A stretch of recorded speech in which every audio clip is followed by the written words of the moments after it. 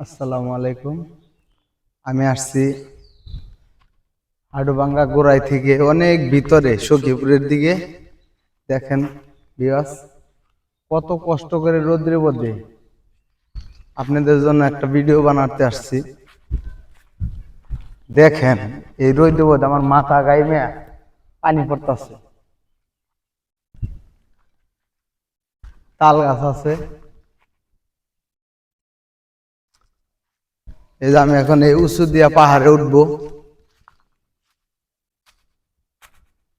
ওরা যাবো কিনা রাস্তা নাই কোনো,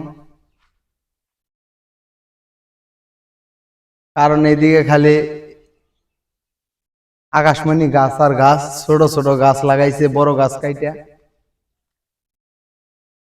আমি পাহাড়ে এখন ধরে ধরে উঠতেছি, উঠতে পারবো কিনা জানি না। ওই খালি গাছ আর গাছ,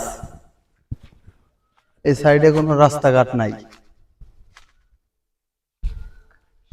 সরকার খালি গাছ লাগাই রাখছে। দেখেন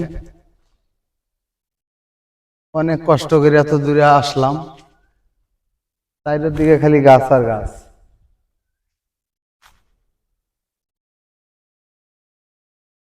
বাড়িঘর অনেক দূরে দূরে ভিতরে,